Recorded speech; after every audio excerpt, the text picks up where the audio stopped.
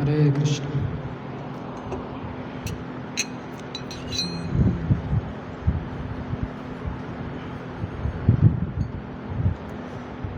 जय राधा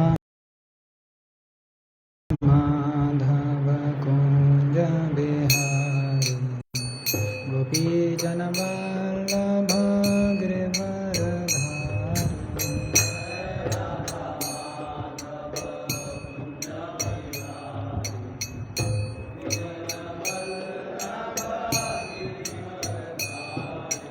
जय राधा माधव कुंज बिहारी गोपी जन Vallabh Girivardhari.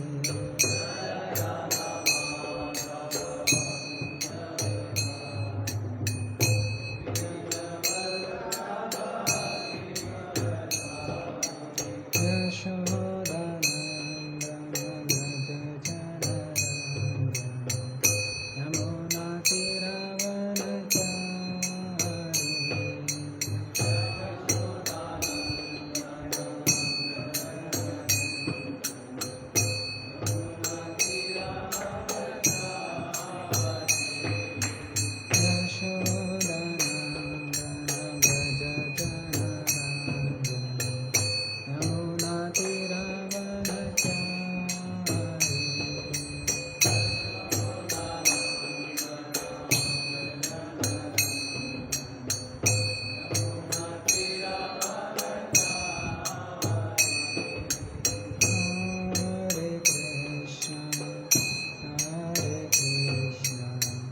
Krishna Krishna Hare Hare Hare Rama Rama Hare Krishna Krishna Krishna Hare Rama Hare Rama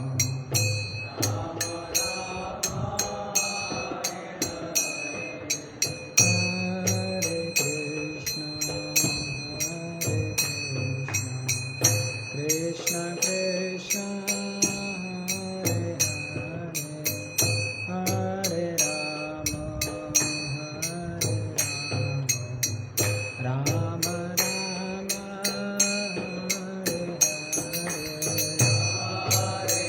Hare Krishna Krishna Krishna Hare Rama Ram Ram Hare Hare Krishna Krishna Krishna Hare Rama Ram Ram Hare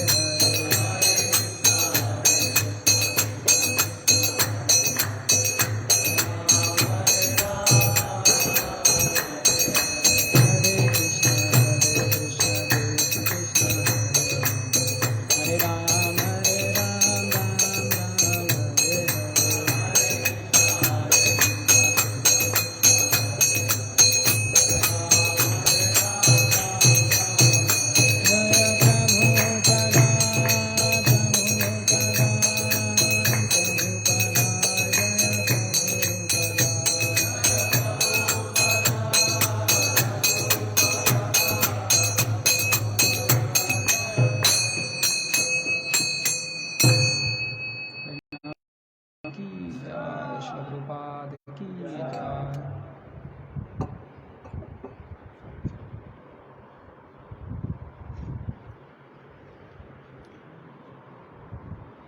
हरे कृष्ण।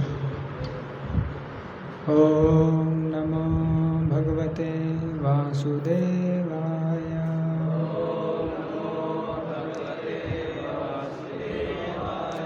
ओम नमो भगवते वासुदेवाय।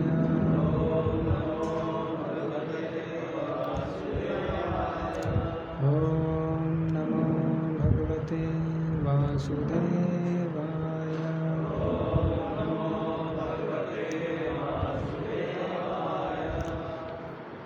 आज हम पढ़ रहे हैं स्कंद 10 अध्याय 57 श्लोक क्रमांक 27 25 अभी 25 है, अभी 27 श्लोक क्रमांक 27।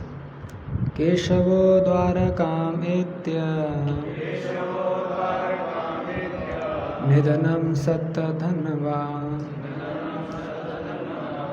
निधनं सत्तधन्वनः अप्राप्तिं च मने प्राह प्रियाया प्रियकृद्विभो। केशवो द्वारकामेत्य निधनं सत्तधन्वनः अप्राप्तिं च मने प्राह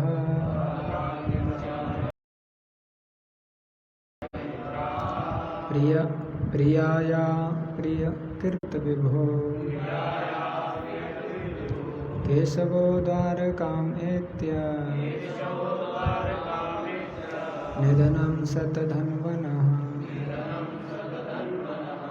अप्राप्तिं च मने प्राह प्रियाया प्रियकृद्विभो।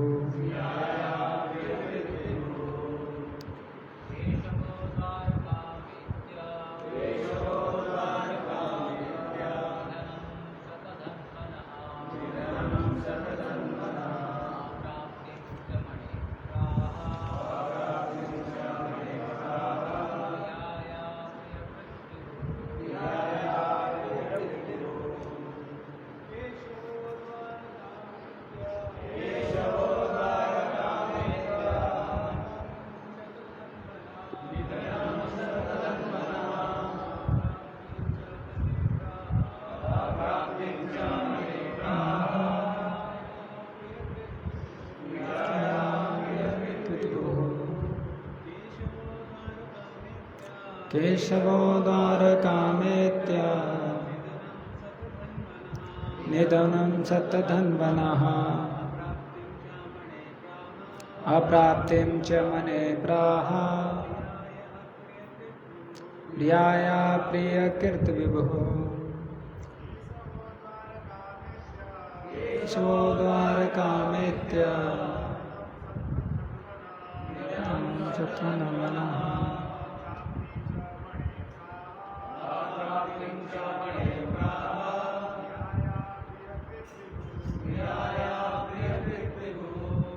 शब्दार्थ अनुवाद तथा तात्पर्य।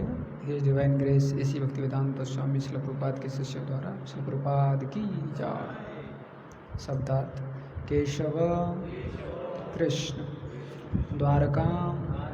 द्वारका में, एत्य आकर, निधनम मृत्यु, शतधन्वनः शतधन्वा की, अप्राप्तिम न मिलने से, च तथा, मनी प्राह कहा, प्रियाया अपनी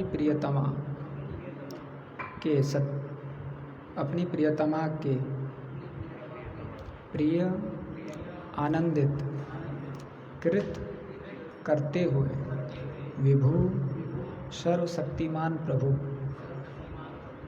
अनुवाद। भगवान केशव द्वारा आए और उन्होंने शतधन्वा की मृत्यु तथा स्यमंतक मणि को खोज पाने में अपनी असफलता का विवरण दिया। वे इस तरह बोले जिससे उनकी प्रियतमा सत्यभामा प्रसन्न हो सके। तात्पर्य। स्वाभाविक है कि सत्यभामा को यह सुनकर प्रसन्नता हुई कि उनके पिता का हत्यारा मारा गया, किंतु उनके पिता की स्यमंतक मणि मिलनी अभी शेष थी, अतः उसे प्राप्त करने के कृष्ण के संकल्प को सुनकर भी वे प्रसन्न थी। ओम अज्ञानतिमिरन्धस्य ज्ञानाञ्जनशलाकया चक्षुरुन्मीलितं येन तस्मै श्रीगुरवे नमः। श्रीचैतन्यमनोभीष्टं स्थापितं येन भूतले स्वयं रूपं कदा मह्यं ददाति स्वपदान्तिकं। वन्देऽहं श्रीगुरुं श्रीयुतापदकमलं श्रीगुरुवैष्णवांश श्रीरूपं साग्रजातां सहगना ललिता श्रीविशाखान्वितांश। नमो विष्णुपादाय कृष्णप्रेष्ठाय भूतले श्रीमते भक्तिवेदान्तस्वामिनिते नामिने। नमस्ते सरस्वती देवे गौरवाणी प्रचारिणे निर्विशेष शून्यवादी पाश्चात्यदेशतारिणे। नमो महावदन्याय कृष्णप्रेमप्रदायते कृष्णाय कृष्णचैतन्या नाम्ने गौरतुसे नमः। हे कृष्णा करुणा सिंधु दीनबंधु जगत्पते गोपेश गोपिकाकान्त राधाकान्त नमोस्तुते। तप्तकाञ्चन गौराङ्गी श्रीराधे वृन्दावनेश्वरी वृषभानुसुते देवी प्रणमामि हरिप्रिये। वाञ्छाकल्पतरुभ्यश्च कृपा सिन्धुभ्येव च पतितानां पावनेभ्यो वैष्णवेभ्यो नमो नमः। जय श्री कृष्ण चैतन्य प्रभु नित्यानंद श्री अद्वैत गदाधर श्रीवासादि गौरभक्तवृंद। हरे कृष्णा कृष्णा कृष्णा हरे हरे हरे राम राम राम हरे हरे। हरे कृष्ण। तो सभी भक्तों का आशीर्वाद चाहेंगे, खासकर इस ग्रेस प्रेमानंद जी का, जिससे कि इस पर कुछ चर्चा कर सकें अपनी शुद्धिकरण के लिए और भगवान और भक्तों के प्रसन्नता के लिए। तो ये बहुत अच्छा लीला जो हम सुन रहे हैं कई दिनों से, जिसमें बहुत महत्वपूर्ण लेसन हम लोगों को सीखने को मिलते हैं। तो पिछली बार हम लोगों ने एक लेसन का चर्चा किया था, तो उसी श्रृंखला को आगे बढ़ाते हुए तो ये जो लीला है इसमें हम देखते हैं ये जो मनी है उसकी वजह से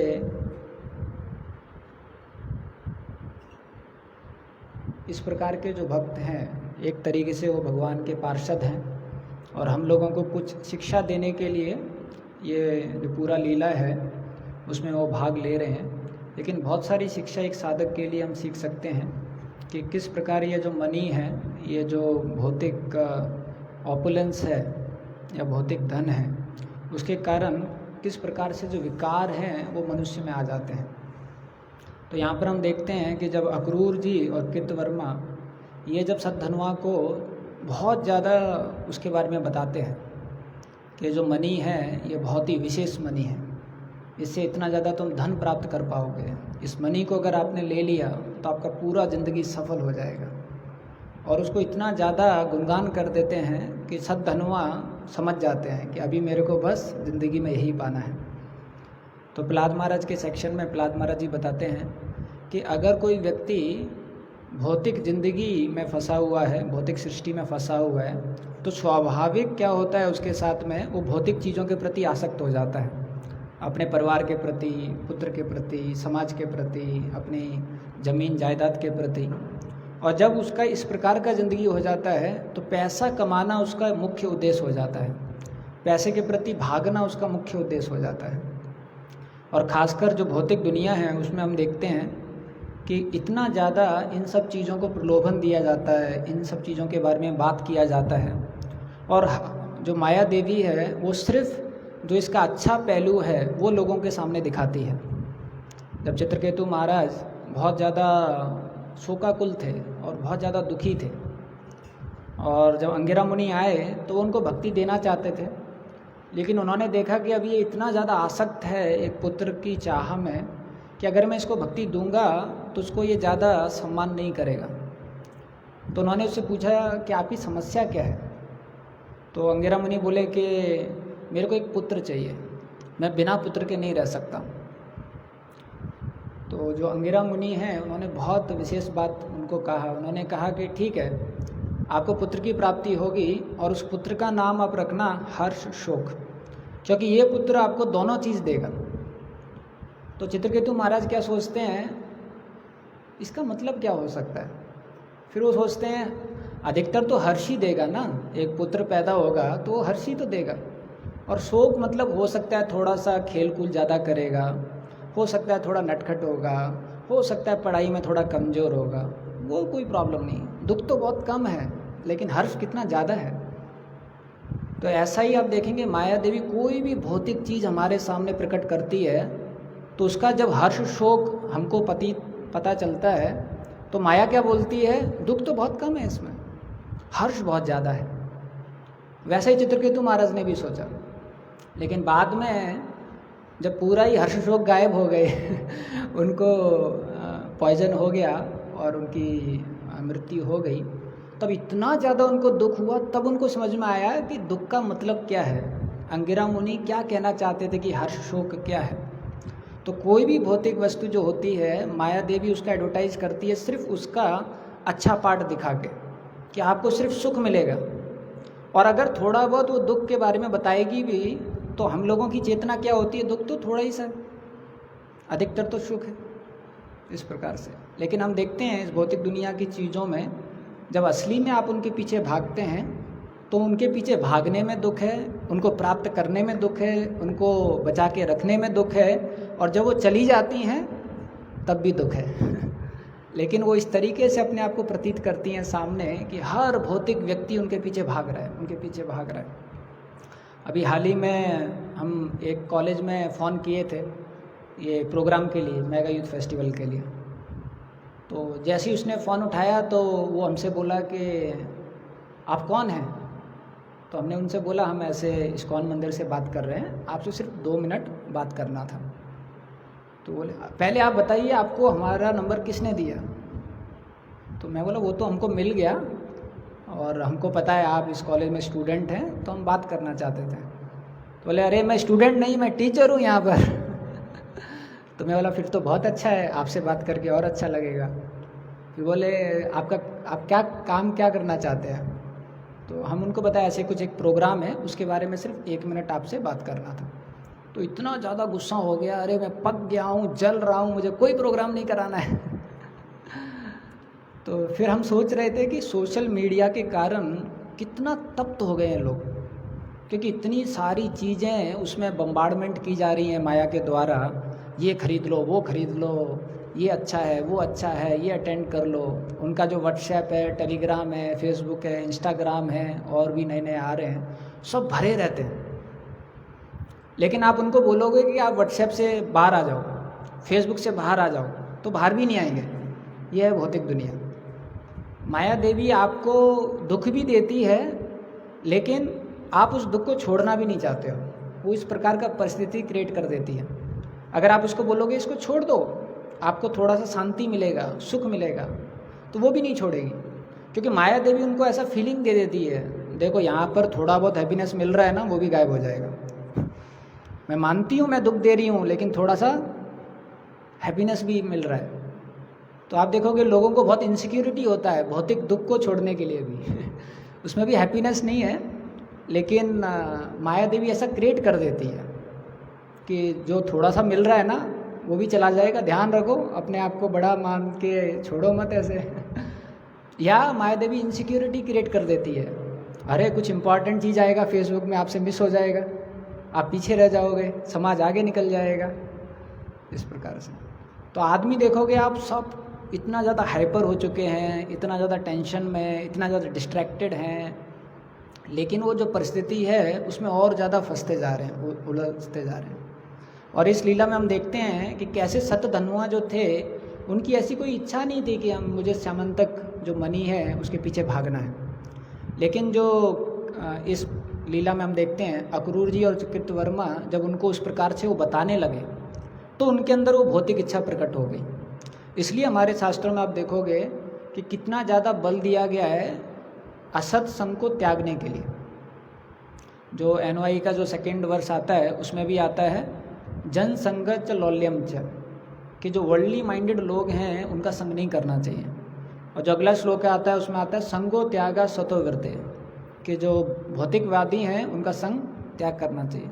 और महाप्रभु भी क्या बोलते हैं, नहीं यही वैष्णव आचार आता है ना, असत्संग त्याग यही वैष्णव आचार। महाप्रभु भी बोलते हैं कि जो असत्संग है उसको त्याग करना चाहिए। क्यों करना चाहिए? क्योंकि जो वर्ल्डली माइंडेड लोग हैं ये जो भौतिक दुख है उसको नहीं दिखाएंगे, सिर्फ सुख को दिखाएंगे। और आप उसमें ये सोचोगे कि सिर्फ सुख ही सुख है। जैसे कई बार कोई हमारा जान पहचान का कोई व्यक्ति हमको फ़ोन करता है और जब हम उनसे पूछते हैं और कैसा चल रहा है, बोले यार बस अभी शिकागो होके आया हूँ। और क्या शिकागो यार, वहाँ पर ऐसा होटल होता है, ऐसा रोड होता है, ऐसा कार होता है, ऐसा AC है, ऐसा फैसिलिटी है, ऐसा पॉलिसी है। और जब आपको वो सिर्फ वो विवरण सुनने को मिलता है तो आपके अंदर क्या इच्छा प्रकट हो जाती है, मुझको भी जाना है। लेकिन वो उसको जो दुख हुआ है वो नहीं बताएगा, जो उसको प्रॉब्लम हुई है वो नहीं बताएगा वो।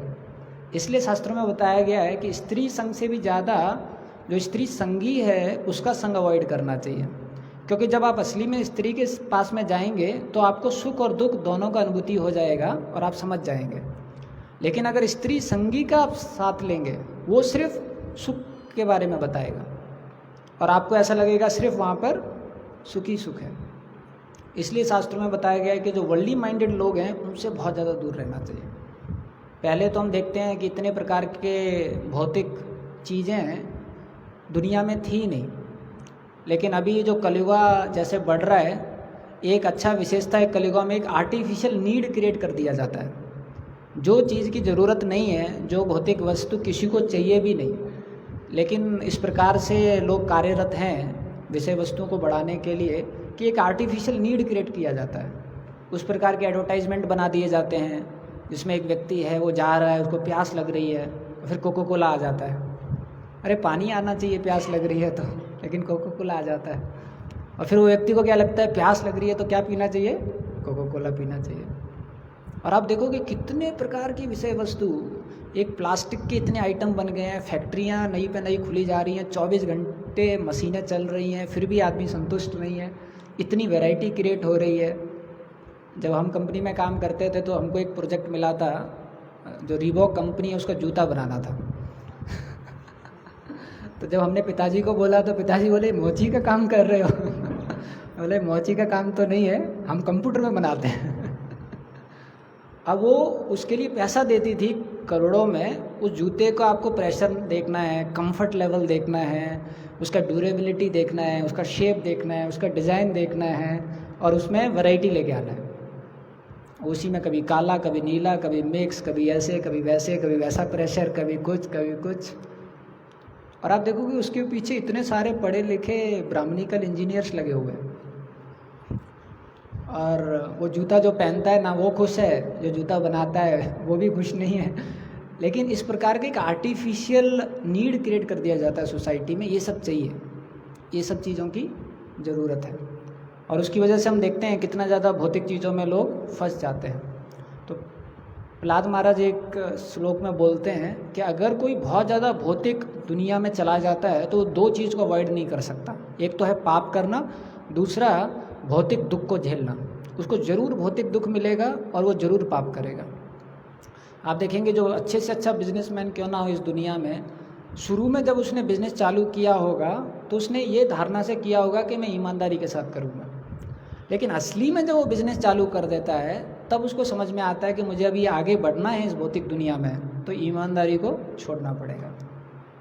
बड़े से बड़ा व्यक्ति, ईमानदार से ईमानदार व्यक्ति, जितना भौतिक दुनिया में आगे जाएंगे, जितना भौतिक दुनिया को पकड़ने की कोशिश करेंगे, उतना ज़्यादा वो आपको पाप की तरफ लेके चली जाएगी। इसलिए भागवतम में क्या प्रिंसिपल दिया गया है या शास्त्रों में जो क्या प्रिंसिपल दिया गया है, अगर आपको भौतिक दुनिया में रहना है तो डिटैच्ड भाव से रहना चाहिए और जो ईशावास्यम इदम सर्वम जो प्रिंसिपल है उसको फॉलो करना चाहिए। जो आपका कोटा है वो स्वीकार कीजिए, बाकी थोड़ा सा विरक्त रहिए भौतिक दुनिया में। अगर आप बहुत ज़्यादा उसके पीछे भागेंगे तो आप बहुत ज़्यादा फंस जाएंगे और आप पाप से बच नहीं सकते हैं।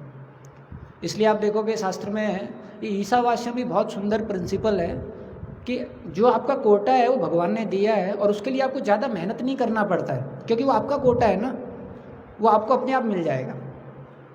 तो चाहे हमारे पास धन है, तो आप देखोगे हम सबके पास में एक लेवल का धन ज़्यादा मेहनत नहीं करना पड़ता है, वो अपने आप मिल जाता है।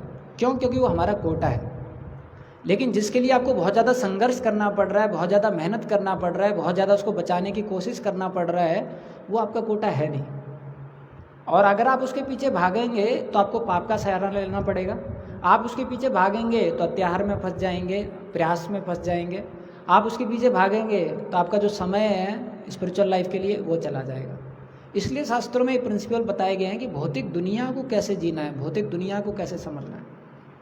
और ये जो ईशावास्यम इदं सर्वम है, ये हर चीज़ के लिए है। जो हमारे पास धन संपत्ति है, जो हमारे पास सफलता मिलेगी हमको ज़िंदगी में, जो हमारे पास भगवान ने काबिलियत दी है, उसके लिए भी है। अभी आप देखेंगे हर व्यक्ति को भगवान ने एक काबिलियत दी है, वो उसका कोटा है।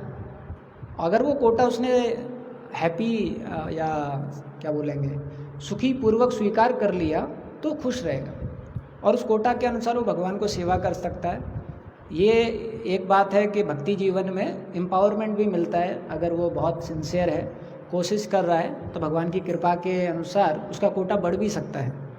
लेकिन वो भौतिक तरीके से उस कोटा को बढ़ाने की कोशिश नहीं करना चाहिए। जैसे कोई भक्त हैं, आप देखोगे वो बचपन से ही उनको गाना आता है।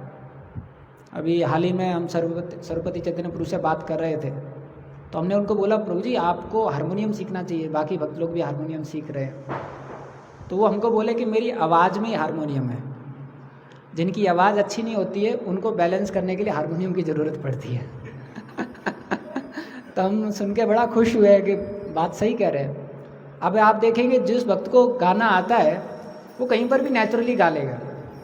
अभी आप देखेंगे जिस भक्त को आता नहीं है उतना ज़्यादा, लेकिन वो कोशिश कर रहा है दूसरों को दिखाने के लिए या अपने आप को आगे बढ़ाने के लिए उस फील्ड में, और आप देखोगे वो घंटों मेहनत करके कोई उसने ट्यून सीखा, सब कुछ किया, क्लास में आया, बैठा, माइक वाइक लगा, और फिर बेचारा वो ट्यून बैकग्राउंड में चल रहा है क्योंकि थोड़ा सा भी डिस्कनेक्शन हो गया तो दिक्कत हो जाएगा। और बाद में बेचारा गाने की चालू ही करने वाला होता है, तब तक एक डिवोटी बोलता है प्रभु जी माइक ऑन कर लीजिए। अच्छा माइक ऑन नहीं है क्या? ट्यून भूल गया। बेचारा माइक ऑन करता है, फिर एकदम ब्लैकआउट। उससे क्या रहता है, वो खुद भी इतना ज़्यादा पीड़ा झेलना पड़ता है उसको, क्योंकि उसका कोटा नहीं है वो। आप अपना कोटा स्वीकार कीजिए, बहुत आसान होगा। कोई भक्त आप देखेंगे उसके लिए बहुत नेचुरल होता है कि बड़ी सी बड़ी समस्या आप उसके पास लेकर आएंगे, उसका दिमाग काम करता है इसका सॉल्यूशन क्या है।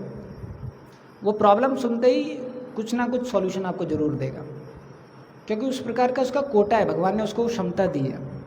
और एक और भक्त है, आप उसके पास प्रॉब्लम लेके आएंगे, वो 4 प्रॉब्लम आपको और बता देगा। तीसरा भक्त है, आप उसके पास प्रॉब्लम लेके आएंगे, वो प्रॉब्लम सुनते ही एकदम बेहोश हो जाएगा।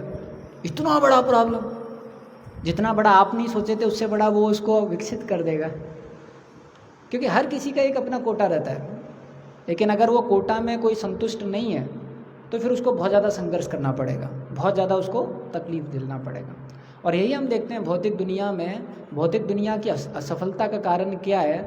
आर्टिफिशियल नीड, आर्टिफिशियल पंपिंग किया जाता है। उसकी वजह से आप देखोगे हर व्यक्ति जो नहीं प्राप्त कर सकता उसके पीछे भी दौड़ रहा है, उसके पीछे भी मेहनत कर रहा है, अंतिम में उसको मिल उतना ही रहा है। लेकिन जो उसका समय है जो भगवान को दे सकता था, उस समय उन सब चीज़ों में चला जाता है और उसको सफलता तो मिलता नहीं है, वो बाकी चीज़ों में फंस जाता है। जैसे कोई व्यक्ति है, वो सोचता है मैं एक नौकरी से खुश नहीं हूँ, मैं दूसरा नौकरी भी करूँगा। अभी ऑनलाइन चालू हो गया है तो मैं ऑनलाइन में नौकरी चालू करूँगा। अगर वो उसका कोटा नहीं है, उसका क्षमता नहीं है ऑनलाइन चीज़ों को समझने का, तो वो उसमें कोशिश करेगा, कोर्स अटेंड करने की कोशिश करेगा, इधर जाएगा उधर जाएगा, कुछ वीडियो देखने की कोशिश करेगा, और हो सकता है वो नौकरी तो उसकी ना मिले उसको, लेकिन वो गलत वेबसाइटों में फंस जाए या गलत चीज़ों में फंस जाए और उसका जो समय है वो चला जाएगा और पाप और बढ़ जाएगा। इस प्रकार अभी हम देखते हैं कई बार बहुत अच्छा कोई हट्टा कट्टा व्यक्ति भी है, वो भी रिक्शा चला रहा है, अभी आपके मन में विचार आएगा, अरे रिक्शा क्यों चला रहा है, इसमें क्या कमाएगा, कुछ अच्छा काम कर सकता है, उसमें ज़्यादा कमाने को मिलेगा। आपको क्या लगता है उसने ट्राई नहीं किया होगा? उसने सब ट्राई किया होगा, लेकिन उसका कोटा क्या है? रिक्शा चलाना। कई व्यक्ति आप देखोगे जब हम हाईवे में जाते हैं तो ऐसी जगह पर अमरूद लेके बैठे होते हैं जहाँ दूर दूर तक कोई आने वाला नहीं है। अब उनको भगवान ने बुद्धि नहीं दिया है, उनका वही कोटा है, उनके अमरूद वैसे ही रहेंगे आप देखोगे उसकी ज़्यादा कमाई नहीं होगी। लेकिन अगर कोई इन सब चीज़ों को नहीं समझता है, जो शास्त्र का पहलू है, तो शास्त्र का पहलू क्या है? भौतिक दुनिया में आप संतुष्ट रहना सीखिए और आध्यात्मिक दुनिया में आप असंतुष्ट रहिए कि मुझे और ज़्यादा उन्नति करना है। जो मेहनत करना है वो आध्यात्मिक प्रगति के लिए कीजिए। तो जब हम ये ईशावास्यम इदं सर्वम प्रिंसिपल फॉलो करने लग जाते हैं कि जो भी भगवान ने हमको कोटा दिया है, जो भी भगवान ने हमको क्षमता दी है, वो क्षमता और जो चीज़ें भगवान ने हमको दी है वो मैं भगवान की सेवा में लगाऊंगा। जब हम ये प्रिंसिपल फॉलो करेंगे तब हम धर्म पूर्वक इस दुनिया में रह सकते हैं, वरना हम धर्म पूर्वक इस दुनिया में नहीं रह सकते हैं। भक्तों के लिए भी ये प्रिंसिपल बहुत ज़रूरी है, क्योंकि भक्ति जीवन में ऐसा कुछ नहीं है कि हमारा ये मटेरियल लाइफ है, ये स्पिरिचुअल लाइफ है। जो भक्ति प्रिंसिपल है वो ऑल अकोमोडेटिंग है। हर चीज़ एक भक्त के लिए भक्ति है, उसका 24 घंटा भक्ति है। और अगर वो भक्त ये जो शास्त्रिक प्रिंसिपल है उनको फॉलो कर रहा है तो वो जो 24 घंटा है वो भक्ति के रूप में भगवान को अर्पण कर सकता है, और वो जो 24 घंटा है वो उसको मदद कर सकते हैं भक्ति में उन्नति करने के लिए। तो आप देखेंगे जो भगवान के प्रति वो सेवा करना चाहता है, और अगर वो जो सेवा है वो शास्त्रों के हिसाब से है, जैसे भागवतम में प्रिंसिपल आता है ना उत्पादित यतिरतिम श्रम एव ही केवलम।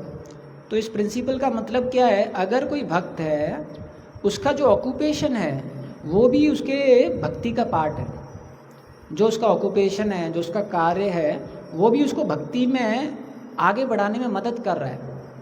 कई बार भक्त बोलते हैं प्रभु जी हमारा मटेरियल लाइफ ऐसा है, स्पिरिचुअल लाइफ ऐसा है। असली में एक भक्ति योगी के लिए कोई मटेरियल लाइफ है ही नहीं, यही शास्त्र बताता है। इसलिए ये प्रिंसिपल है कि आप अपना ऑक्यूपेशन भी ऐसे देखिए, ना उत्पादित यतिरतिम श्रम एव ही केवल, कि आपका जो ऑक्यूपेशन है, आपका जो कर्म है, वो भी आपको भगवान के पास लाने में मदद करना चाहिए।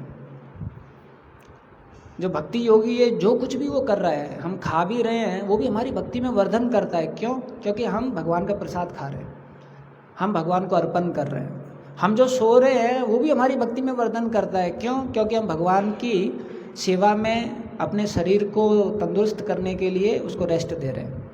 ओवर स्लीप नहीं आएगा उसमें, लेकिन जो 5 घंटा 6 घंटा प्रभुपाद जी बताए हैं, अगर हम वो सो रहे हैं इस चेतना के साथ कि मेरे शरीर को ये ज़रूरत है जिससे कि मैं अपने गुरु की, कृष्ण की जो सेवा है उसको अच्छी तरह कर पाऊँ, तो वो भी डिवोशनल सर्विस का पार्ट हो गया है। और अगर हम इस तरीके से देखेंगे और जो हर चीज़ है उसको इस तरीके से करने की कोशिश करेंगे तो हम देखेंगे हमारा जो पूरा ज़िंदगी है वो एक भक्तिमय हो जाता है, और हर चीज़ एक दूसरे को कॉम्प्लीमेंट करती है। हमारा जो ऑक्यूपेशन है वो हमारी साधना को हेल्प करता है, हमारा जो साधना है वो हमारे ऑक्यूपेशन को हेल्प करता है। जो जितनी भी हमारी दिनचर्या हैं, जो हमारा बिहेवियर है, जो हमारा स्पीच है, हर चीज़ एक दूसरे को कॉम्प्लीमेंट करती है। क्योंकि भक्ति ऐसा है, भक्ति ऑल अकोमोडेटिव है। आप जब भक्ति कर रहे हैं तो हर चीज़ में प्रभाव जा रहा है, हर चीज़ को प्रभावित कर रही है। ये भक्ति की विशेषता है। तो उसके लिए हमको ये प्रिंसिपल फॉलो करना पड़ेगा कि जो हमारा ऑक्यूपेशन है, जो हमारा काम है, वो भगवान के पास हमको लेके आए। स्पेशली जो ब्रह्मचारीज हैं उनकी तो जितनी भी सेवाएं होती हैं वो डायरेक्ट भगवान के संबंध में होती हैं। तो उनके लिए तो ये बहुत ज़रूरी है कि जो उनकी सेवाएं हैं उनसे ये हो रहा है कि जो उनके कृष्ण के प्रति भक्ति है वो बढ़नी चाहिए। उनकी जो सेवाएं हैं वो उनको मदद करना चाहिए कि जो कृष्ण के प्रति उनका आकर्षण है वो बढ़ रहा है। और वो होने के लिए भागवत में एक और बहुत अच्छा श्लोका है कि विप्र धर्म अच्युताश्रय।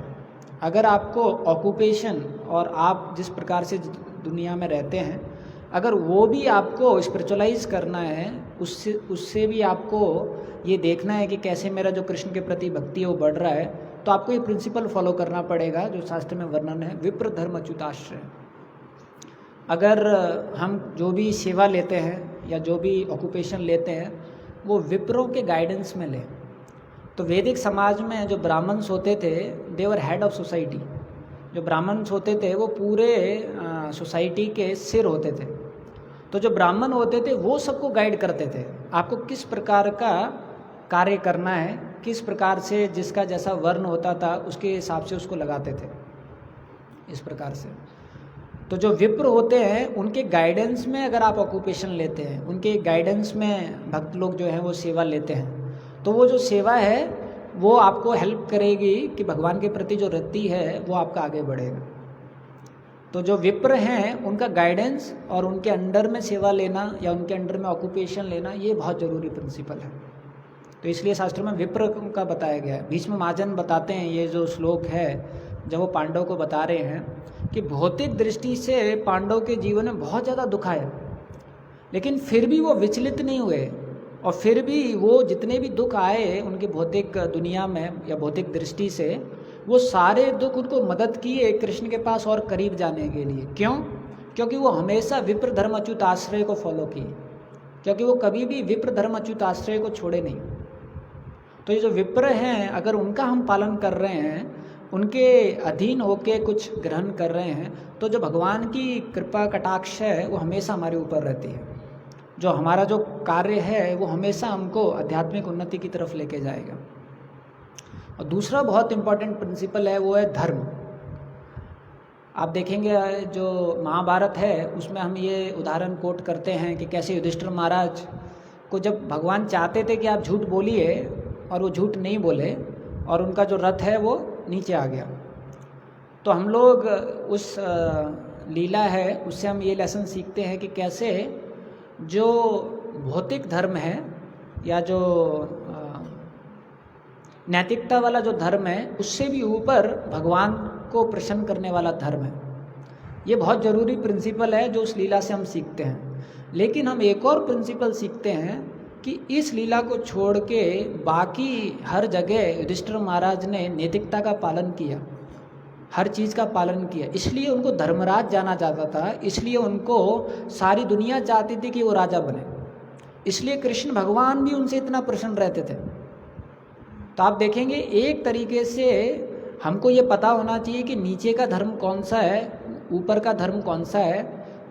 दूसरा ये है जितना जहाँ पर हो सकता है हमको नीचे के धर्म को भी पालन करना चाहिए, वो भी भगवान को प्रसन्नता देते हैं। तो हम देखेंगे युधिष्ठिर महाराज के केस में हर कोई कितना चाहता था कि वही राजा बने। क्यों? क्योंकि वो धर्मराज थे।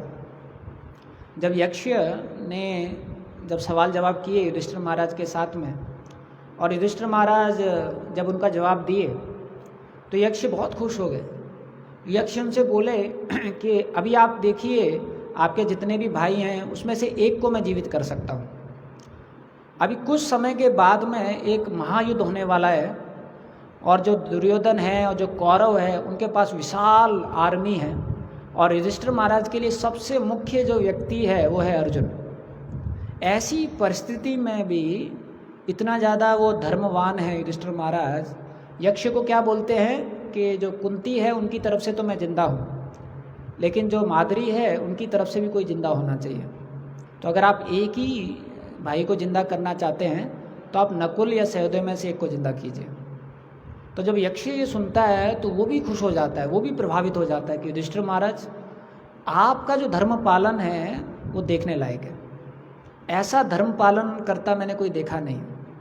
इस प्रकार से वैसे ही एक बार जब अर्जुन द्रौपदी जी का हाथ ग्रहण करते हैं और आते हैं, तो जो कुंती जी होती हैं वो अपना कार्य कर रही होती हैं, और अर्जुन बोलते हैं माँ देखो मैं किसको लेके आया हूँ। तो कुंती महारानी बोलती हैं बेटा जो भी लाए हो आप लोग पांचों बांट के उसको स्वीकार कर लो। तो अर्जुन बोलते हैं माँ पीछे तो देखो क्या है, आप क्या बोल दिए। तो जब कुंती महारानी पीछे देखती हैं तो देखती हैं अरे ये तो अर्जुन द्रौपदी को लेके आए हैं। तो ये वैदिक समाज है, आप सोचेंगे वैदिक समाज में कुछ भी निकल जाता था मुंह से तो उसको बहुत सीरियसली माना जाता था, क्योंकि वो हमेशा रहता है। तो अर्जुन बोले लेकिन माँ आपने तो ऐसा बोल दिया। तो फिर सब विचार करने लग जाते हैं। तो युधिष्ठिर महाराज उस समय पर बोलते हैं कि माँ जब आपने ऐसा बोला तो मेरे मन में कुछ भी बुरा थॉट नहीं आया, तो इसका मतलब ये धर्म के अधीन हो रहा है काम। तो इतना ज़्यादा धर्मवान थे कुछ भी अगर अधर्म का कोई चीज़ हो रहा है तो उसके मन में पता चल जाता था, क्योंकि वो इतना ज़्यादा धर्मपरायण थे, इतना ज़्यादा धर्म का पालन करते थे। तो ये जो धर्म है विप्र के साथ में ये फॉलो करना भी बहुत ज़रूरी है। आप देखेंगे शास्त्रों में जो धार्मिक लोग होते थे या जो धर्म का पालन करते थे उनको भगवान बहुत ज़्यादा प्रसन्न हो जाते थे और बहुत ज़्यादा कृपा करते थे। वैसे ही 9th कैंटो में निभग राजा की स्टोरी, नाभाग राजा की स्टोरी आती है। तो उसमें ये जो नभग राजा होते हैं इनके 4 पुत्र होते हैं और ये चारों एक गुरुकुल में जाते हैं गुरु के अधीन होकर शिक्षा ग्रहण करने के लिए, और उन चारों में से 3 तो वापस आ जाते हैं और एक वहीं पर रह जाता है। तो ये तीनों भाई क्या करते हैं, पिताजी की जो संपत्ति है उसको 3 भाग में बांट लेते हैं और सोचते हैं वो जो चौथा है वो तो आएगा नहीं, और 3 भाग में संपत्ति बांट के उसको ग्रहण कर लेते हैं। कुछ समय के बाद वो चौथा भाई आता है तो वो भाइयों के पास जाता है, अरे मेरा संपत्ति कहाँ है? तो वो लोग बोलते हैं देखो संपत्ति तो हम तीनों ने अपने बीच में बांट लिया है, सिर्फ मम्मी पापा बचे हैं, वो तुम्हारी संपत्ति है, वो तुम्हारे भाग्य में है, उसको ले लो।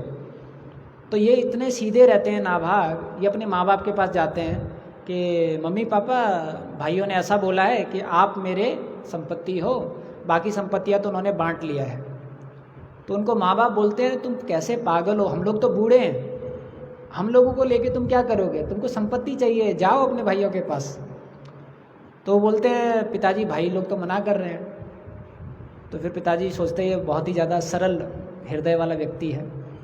तो बाद में उनके पिताजी बोलते हैं ठीक है, वहाँ पर एक यज्ञ हो रहा है और कुछ ब्राह्मण हैं जो यज्ञ कर रहे हैं, और यज्ञ के लिए बहुत सारी सामग्री को उन्होंने एकत्रित किया है जिसमें बहुत सारा सोना वगैरह भी है, लेकिन यज्ञ संपूर्ण होने के बाद वो तो ब्राह्मण है, सब वहीं छोड़ के चले जाएंगे, तो आप जाओ वो सब ले लो, उससे क्या आपका संपत्ति बढ़ेगा और फिर अपना गृहस्थी को चलाना।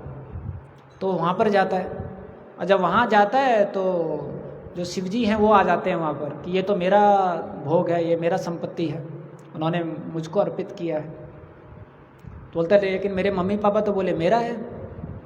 तो शिवजी बोले नहीं नहीं नहीं नहीं ये मेरा है। तो बोले ठीक है मैं पूछ के आता हूँ। तो नाभाग वापस जाते हैं अपने मम्मी पापा के पास कि ऐसा ऐसा बोल रहे हैं शिवजी। तो बोले हाँ बोल तो सही रहे हैं। तो बोले ठीक है फिर क्या कर सकते हैं, उनको ही देना पड़ेगा। तो शिवजी को जाके बोलते हैं शिवजी आपका ही है ये, मम्मी पापा बोल रहे हैं आपका ही है। तो शिवजी एकदम खुश हो जाते हैं, फिर उनको अर्पित कर देते हैं। लेकिन हम देखते हैं इसी फैमिली में बाद में भगवान का जन्म होता है। तो आप देखेंगे जहाँ पर भी धर्म का पालन है वहाँ पर भगवान बहुत ज़्यादा प्रसन्न हो जाते हैं। वैसे ही हम कई बार भक्तों के समाज में भी देखते हैं कि विपरीत कई बार होता है। हम लोग कोई अथॉरिटी है जो हमको सेवा देते हैं, लेकिन कई बार हम धर्म पालन में थोड़ा चूक जाते हैं। कोई व्यक्ति अगर उसको कोई अथॉरिटी आके बोलता है प्रभु जल्दी से हमको ये प्रिंट आउट चाहिए, और वो जाता है दूसरे डिपार्टमेंट का प्रिंटर बिना पूछे उठा के लेके आता है, धाड़ धाड़ प्रिंट आउट। और फिर वो दूसरा डिपार्टमेंट वाला परेशान है, प्रभु मेरा प्रिंटर कहाँ गया, कौन लेके गया, बिना पूछे। और फिर वो वापस लेके आता है, प्रभु जी ये आपका प्रिंटर है, इसको आप स्वीकार कीजिए। और अगर वो बोलते हैं प्रभु आप बिना पूछे कैसे लेके जा सकते हैं, और प्रभु जी सेवा के लिए लेके गया, अपने लिए थोड़ी ना लेके गया भाई। लेकिन हम देखते हैं इससे भक्तों के बीच में रिश्ते में भी दिक्कत आता है, और जो भक्त ऐसा कर रहा है उसका जो धर्म पालन है वो थोड़ा कम होता रहता है। धीरे धीरे करके आप देखेंगे कि उसका जो धर्म पालन करने का कैपेसिटी है वो कम हो जाएगा, वो इस प्रकार की चीज़ें बहुत करने लगेगा, फिर उसको बहुत मुश्किल हो जाएगा, बाकी भक्त जो हैं उसको ट्रस्ट नहीं करेंगे इस प्रकार से। तो कोई भी अगर हम सेवा भी कर रहे हैं उसमें जितना हम धर्म का पालन करेंगे उतना आप ज़्यादा देखेंगे भगवान की कृपा मिलेगी, वैष्णव खुश होंगे और आपको अच्छी तरीके से आप वो सेवा भी कर पाएंगे। अगर कोई भक्त है वो आपसे पूछता है प्रभु जी आपका लैपटॉप चाहिए था, जल्दी से इमरजेंसी में कोई क्लास देना है, और आप उसको लैपटॉप दे दो और फिर वो लेके आता है प्रभु जी ये इसके 2 टूक हो गए ये आपका टैबलेट है, ये आपका स्मार्टफोन है, तो आपको एकदम गुस्सा आएगा। और फिर अगर वो इस प्रकार से बात करता है प्रभु जी मेरा कोई गलती नहीं है, मैं तो टेबल पे क्लास दे रहा था, पीछे से भागो दास प्रभु करके आए और उन्होंने टेबल को ऐसा झटका दिया प्रभु जी लैपटॉप नीचे गिर गया, मैंने कोशिश भी किया प्रभु जी लेकिन मार्बल नीचे लगा हुआ है प्रभु जी, टूट गया। तो ऐसा हम बोल सकते हैं, लेकिन ये धर्म का पालन नहीं हुआ। तो आप देखेंगे कि उसमें आपको दिक्कत होगा, आपका जो सेवा है उससे आप जो भगवान के प्रति आपका प्रेम है वो डेवलप नहीं हो पाएगा, उसमें धर्म मिसिंग है। ये जो प्रिंसिपल है विप्र धर्मच्युत आश्रय में से। वैसे ही कई बार आपने कुछ प्रॉमिस किया है कि इस प्रकार से प्रभु आप 3-4 चीज़ मेरे लिए करो, फिर ये चीज़ मैं आपके लिए करूँगा, और वो भक्त आपके लिए 3-4 चीज़ कर देता है और फिर आपसे पूछता है प्रभु जी वो आपने बोला था आप मेरे लिए ये करेंगे, मैं ऐसा बोला था, मेरे को तो याद नहीं आ रहा है। तो बहुत आसानी से ऐसा बोल सकते हैं, लेकिन भगवान को याद है। तो हम बोल सकते हैं प्रभु याद नहीं आ रहा है, मैं ऐसा क्यों बोलूँगा, आप देखिए, आप याद कीजिए, कुछ प्रूफ है या कुछ रिकॉर्डिंग है। बोले प्रभु जी आप ऐसा कैसे बोल सकते हैं, मैंने 3-4 चीज़ की आपके लिए और आपको एक चीज़ करना था। नहीं प्रभु मेरे को याद नहीं आ रहा है, आप देखो मेरा शेड्यूल कितना बिजी है, कहाँ टाइम है मेरे लिए, किसी और से करवा लो, है ना। तो ऐसा हम बोल सकते हैं, लेकिन फिर आपको बहुत मुश्किल हो जाएगा आगे चल के। ये भौतिक दुनिया ऐसी बनाई हुई है कि कोई भी चीज़ से आप बच नहीं सकते हो, घूम के वो चीज़ आपके पास ही वापस आएगी। इसलिए आप देखोगे जब कुंडली भी हम बनाते हैं तो हर जीवात्मा सब नक्षत्रों से, सब प्लैनेट से और सुपर सोल के रूप में भगवान खुद विराजमान है। तो कोई भी व्यक्ति कुछ भी गलत करके बच नहीं सकता है। इसलिए शास्त्रों का प्रिंसिपल है कि आप धर्म का पालन कीजिए। आप धर्म का पालन करेंगे, कोई भी खुश नहीं है, भगवान बहुत खुश है, और आपको भगवान रिवॉर्ड करेंगे, उसके लिए भगवान आपको मदद करेंगे। तो जो चीज़ पूछना है आप वो पूछ के कर रहे हैं, जो चीज़ आपने प्रॉमिस किया है उसके प्रति आप दृढ़तापूर्वक उसको निभा रहे हैं, जो चीज़ जिसकी है आप उसको क्रेडिट दे रहे हैं, जो चीज़ जिसको बिलोंगिंग करती है आप उसका सम्मान कर रहे हैं। ये सब धार्मिक प्रिंसिपल हैं। पहले ज़माने में लोग इनका पालन करते थे, इसलिए जो समाज था उसमें सुख शांति था। आजकल लोग पालन नहीं करते हैं, कोई चीज़ कुछ समय के लिए पड़ी हुई है, थोड़े समय में गायब हो जाएगी, क्योंकि लोग क्या सोचते हैं किसी ने उठाया नहीं है मतलब किसी का नहीं है, मेरा है। आप इसलिए देखोगे हर चीज़ पे पेटेंट कराना पड़ता है आजकल, हर चीज़ पे कॉपीराइट कराना पड़ता है। अपना भी घर बनाया है उसके आगे भी अपना नाम लिखना पड़ता है, ये मेरा घर है। कहीं पर भी हो, और सिर्फ वही नाम नहीं लिखना पड़ता है, वहाँ पर चैरिटी कमीशन में जाके वहाँ पर भी प्रॉपर्टी पे नाम लिखना पड़ता है, ये मेरा घर है, ऐसा कर। तो इतना ज़्यादा, क्योंकि अधर्म इतना ज़्यादा बढ़ गया है। कोई व्यक्ति है वो किसी और की प्रॉपर्टी में रहने लग जाता है, आप देखोगे जो ओनर हैं वो बेचारे कितना डरते हैं रेंट पे घर देने के लिए। कई बार 10 साल तक कोई अगर रेंट पे रहता है तो वो क्लेम करने लग जाता है मेरा ही घर है, कुछ तो ऐसा सिस्टम रहता है। तो लोग डरते हैं, वो 3-4 साल के बाद रेंट वाले लोग हैं उनको चेंज करते हैं, क्योंकि हर कोई आदमी जो है वो अधर्म के पीछे भाग रहा है। अधर्म से भी कुछ भी मिल जाए उसको पालन करने के लिए तैयार है, लेकिन वो भूल जाता है इससे कितना ज़्यादा वो लूज़ कर रहा है। वो पाप में जो कार्य है उसको बढ़ा रहा है, भगवान को जो प्रसन्न करना है उसका जो मौका है वो खो रहा है। तो खासकर जो भक्त हैं, अगर हमको स्पिरिचुअल सोसाइटी में जो लव एंड ट्रस्ट है वो प्रैक्टिकल लेवल पे बढ़ाना है तो धर्म का पालन करना पड़ेगा। अगर हम एक दूसरे के प्रति जो विश्वास है उसको बढ़ाना है तो हमको धार्मिक रहना पड़ेगा। इस प्रकार से प्रभुपाद जी के लीलाओं में भी हम देखते हैं, प्रभुपाद जी भी ये प्रिंसिपल हमेशा आगे रखे कि गुरु की प्रसन्नता, कृष्ण की प्रसन्नता धर्म पालन से भी ज़्यादा ऊपर है। एक जगह प्रभुपाद जी गुरुजनपुर के यहाँ पर आते हैं और वहाँ पर बिल्कुल भी बुक वितरण नहीं हो रहा होता है। तो प्रभुपाद जी पूछते हैं अरे बुक वितरण कहाँ गया, बुक वितरण क्यों नहीं हो रहा है। तो गुरुजनपुर बोले प्रभुपाद जी अरे ये शिष्य जो लोग हैं बड़े परेशान करते हैं, ये आपके जितने भी शिष्य हैं, भक्त लोग हैं, उनको मैंने बुक वितरण के लिए पहले भेजता था और ये जाते थे, बहुत झूठ बोलते थे प्रभुपाद जी, तो मैंने मना कर दिया, इस प्रकार का बुक वितरण हमको नहीं करना है, आप लोग इतना झूठ बोलते हैं। तो प्रभुपाद जी क्या बोले, आपने उनको सच बुलाने के चक्कर में गुरु की आज्ञा को छोड़ दी।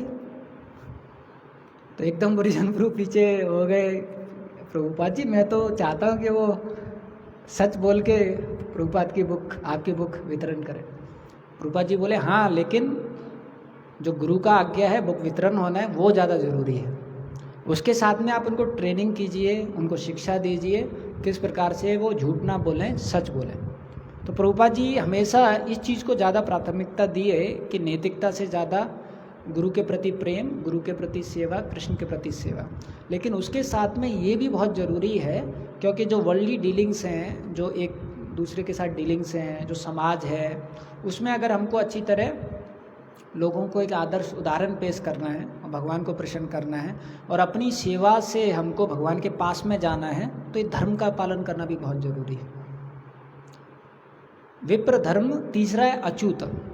ये जो सेवा है वो हम किस लिए कर रहे हैं, जितनी भी भौतिक चीज़ें हैं वो भगवान को बिलोंग करती हैं, ये अंडरस्टैंडिंग रखना भी बहुत ज़रूरी है। आप देखेंगे वैदिक समाज में कि कोई भी व्यक्ति होता था, अगर कोई फार्मर है, अगर वो खेत में खेती भी कर रहा है, खेती करने से पहले वो पृथ्वी माँ को याद करता था। अन्न बो रहा है उस समय पे भगवान को याद करता था। हर चीज़ में आप देखोगे उसको भगवान को संबंध में रख के वो चीज़ों को देखता था। जो उसका घर है, परिवार है, संपत्ति है, उसको भगवान के केंद्र बिंदु में रख के उसको देखता था, भगवान के संबंध में देखता था। क्योंकि ये एक चेतना बहुत ज़रूरी है अगर हम अपने ऑक्यूपेशन से और अपनी सेवा से भगवान के पास में जाना चाहते हैं, कि हर चीज़, मेरा स्किल, मेरा टैलेंट, मेरी संपत्ति, जो भी सुख सुविधा है, जो भी धन है, जो भी सेवाओं में फैसिलिटी है, वो सब किसकी है? वो भगवान की है। दूसरा, जब भी हम इस भौतिक दुनिया में कुछ भी ऑक्यूपेशन कर रहे हैं, कुछ भी सेवा कर रहे हैं, तो उसमें सुख दुख भी आएगा, और जब वो सुख दुख आएगा उसमें भी भगवान के प्रति कृतज्ञ रहना, उस सुख दुख को भी भगवान की कृपा के रूप में देखना, ये भी बहुत ज़रूरी है। क्योंकि हर चीज़ भगवान के नियंत्रण में हो रहा है, तो भगवान, सब चीज़ भगवान की है ये देखना, और जो सुख दुख सेवा में आता है उसको भी भगवान की कृपा देखना और कार्यरत रहना, भगवान की सेवा ना छोड़ना और भगवान की प्रसन्नता के लिए सेवा करना, भगवान से हमेशा प्रार्थना करते हुए सेवा करना, इससे जो अच्युत है वो हम देख रहे हैं।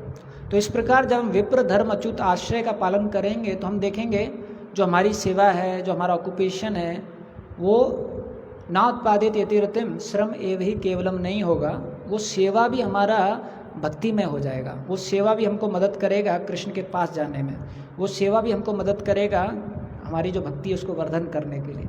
इसलिए हम देखते हैं कई बार जो भक्त बहुत अच्छा सेवा करते हैं, अच्छी तरह वो साधना करते हैं, सेवा करते हैं और ये विप्र धर्म अच्युताश्रय का पालन करते हैं, तो आप देख सकते हैं कि उनमें जो कन्विक्शन है वो ज़्यादा होता है, उनमें जो प्रभुपाद जी के प्रति और जो भक्ति है उसको फैलाने के प्रति ज़्यादा दृढ़ता रहता है, ज़्यादा रुचि रहता है।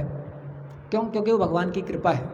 या उनको भागवतम के प्रति बहुत रुचि रहता है, या भगवान के नाम के प्रति बहुत रुचि रहता है, या विग्रह के प्रति बहुत रुचि होता है, क्योंकि भगवान की कृपा है, क्योंकि उन्होंने वैसा मेहनत किया है। अभी राधा गोविंद महाराज को हम देखते हैं, वो भागवतम ऐसे लेके सोते हैं, मतलब उन्होंने कितना ज़्यादा भागवतम को सेवा किया है, इसलिए भागवतम उनको उतना रुचि दिया है इस प्रकार से। तो ये बहुत ज़रूरी है कि हम विप्र धर्म अच्युत आश्रय और ईशावास्यम प्रिंसिपल ये फॉलो करें। चैतन्य महाप्रभु की लीला में भी एक लीला आता है गोपीनाथ पटनायक का। तो जो गोपीनाथ पटनायक हैं वो टैक्स कलेक्टर थे, वो एक एरिया के टैक्स को लेते थे और सरकार को जमा करते थे। तो एक बार वो क्या करते हैं, जो पैसा है वो पूरा जमा नहीं करते सरकार को, काफ़ी पैसा बचा के रख लेते हैं अपने पास। और जो प्रतापरुद्र महाराज के एक बेटे होते हैं, उनका नाम होता है बड़ा जम, तो उनको पता चल जाता है, तो वो एकदम गुस्सा हो जाते हैं और वो इनको पकड़ लेते हैं कि आपको ये पूरा पैसा देना पड़ेगा, ये सरकार का पैसा है। तो गोपीनाथ पटनायक बोलते हैं अभी मेरे को आपको समय दीजिए, मैं वापस दूंगा। तो वो बोलते हैं नहीं नहीं, अभी आपको वापस देना है। तो गोपीनाथ पटनायक बोलते हैं ठीक है, ऐसा कीजिए, मेरे 10 से 12 घोड़े हैं, उनको आप सही दाम में ले लीजिए और आपका जो पैसा है वो चुकती हो जाएगा। तो जब वो 10-12 घोड़े लेके आते हैं सामने, तो ये बड़ा जन उनका बहुत कम पैसा लगाते हैं। तो गोपीनाथ पटनायक को बहुत गुस्सा आता है। तो ये जो बड़ा जन होते हैं, इनको एक बीमारी होता है, जब ये बात करते थे बीच बीच में ऐसे देखते थे। तो जो गोपीनाथ पटनायक हैं वो बोलते हैं तुम मेरे घोड़ों का इतना कम पैसा लगा रहे हो, मेरे घोड़े तुम्हारी तरह नहीं है जो बीच बीच में ऐसे करते हैं ऐसा करके उनको थोड़ा सा ताना मार देते हैं। और ये राजा के पुत्र थे, एकदम गुस्सा हो जाते हैं, तो उनको मृत्यु दंड दे देते हैं कि इनको चांगा पे चढ़ाएंगे और इनको मृत्यु दंड देंगे। अब ये खबर जब वैष्णव समाज को पता चलती है, क्योंकि जो गोपीनाथ पटनायक हैं वो रामानंद राय के भाई हैं, भवानंद राय के पुत्र हैं। पूरा जो परिवार है वो चैतन्य महाप्रभु के विशेष भक्त हैं। तो जब सारे वैष्णव महाप्रभु के पास में जाते हैं और बताते हैं तो महाप्रभु बोलते हैं तो इसमें राजा गलत क्या कर रहे हैं? गोपीनाथ पटनायक अगर इस प्रकार का कार्य करेगा, जो सरकार का पैसा है उसको दबाएगा और सरकार को नहीं देगा, तो राजा के रूप में उसका ये कर्तव्य बनता है कैसे भी करके पैसा निकालना है। तो इसमें वो कुछ गलत तो नहीं कर रहा है। फिर सारे वैष्णव महाप्रभु को रिक्वेस्ट कर रहे हैं, महाप्रभु वो चांगा पे चढ़ाने वाले हैं उसको। फिर महाप्रभु बोलते हैं कि तो इसमें मैं क्या कर सकता हूँ, मैं सन्यासी हूँ, तुम चाहते हो मैं जाऊँ और राजा के पास में भीख मांगूँ सन्यासी होके? और फिर बीच में कई बार महाप्रभु बोलते हैं फिर कि मैं ये सब छोड़ के चला जाऊँगा, इस प्रकार से अगर आप मेरे को वो करेंगे। और लास्ट में महाप्रभु बोलते हैं अगर आपको कुछ मदद चाहिए तो मेरे पास मत जाओ, जगन्नाथ जी के पास जाओ, जगन्नाथ जी कुछ मदद कर सकते हैं। उसके बाद हम देखते हैं कि कैसे एक मिनिस्टर है वो जाता है और राजा को बताता है कि कैसे जो बड़ा जन है वो कुछ ज़्यादा ही बढ़ चढ़ के पनिशमेंट कर रहा है गोपीनाथ पटनायक को, और महाप्रभु खुश नहीं है इससे। तो फिर हम देखते हैं कि कैसे जो प्रताप रुद्र महाराज हैं वो बचाते हैं गोपीनाथ पटनायक को चांगा पे चढ़ने के लिए। लेकिन गोपीनाथ पटनायक आप देखिए उनकी भक्ति, उस समय पर भी वो भगवान का नाम जप कर रहे थे और उनके पास काउंटिंग के लिए वो नहीं था, तो यहाँ पर काउंट कर रहे थे, माला को ऐसे अपना निशान लगा रहे थे हाथ में और काउंट कर रहे थे।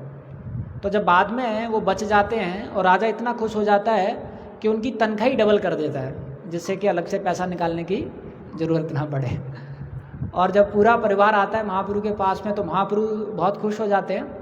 लेकिन महाप्रभु एक ही सवाल पूछते हैं, महाप्रभु पूछते हैं जब गोपीनाथ पटनायक को चांगा की तरफ लेके जाया जा रहा था तो वो कर क्या रहा था, आप सोचिए। और जब भक्त लोग बताते हैं महाप्रभु वो निरंतर भगवान का नाम जप कर रहा था और काउंट भी कर रहा था, तो महाप्रभु बहुत खुश हो जाते हैं। एक चीज़ हम देखते हैं शास्त्रों में, चाहे आप बहुत बड़े दुख से जा रहे हैं, चाहे बहुत बड़े सुख से जा रहे हैं, लेकिन आप अगर भगवान के नाम का आश्रय ले रहे हैं तो भगवान बहुत खुश है, भगवान बहुत ज़्यादा प्रसन्न है। और भगवान वही देख रहे हैं, वो सुख दुख को नहीं देख रहे हैं, वो देख रहे हैं उस सुख दुख में आप भगवान का आश्रय ले रहे हैं या नहीं ले रहे हैं। अगर आप वो ले रहे हैं तो सुख दुख भी बहुत बड़ा आपके लिए फॉर्च्यून है, बहुत बड़ा आपके लिए अपॉर्चुनिटी है। इस प्रकार से तो हम देखते हैं कि महाप्रभु भी अपेक्षा करते हैं कि अगर कोई भक्त है सेवा कर रहे हैं या ऑक्यूपेशन कर रहे हैं तो उसमें धर्मवान भी रहना चाहिए, धर्म का पालन करना चाहिए और भक्ति भी करना चाहिए, उससे भगवान जो है वो प्रसन्न होंगे। हरे कृष्णा। इसी के साथ हम वाणी को विराम देंगे। श्रील प्रभुपाद की जय। किसी का कोई टिप्पणी या सवाल तो पूछ सकते हैं।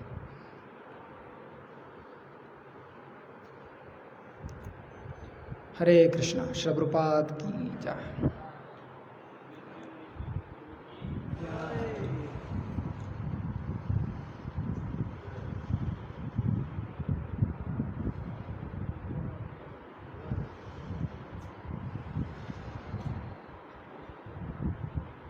Hare Krishna.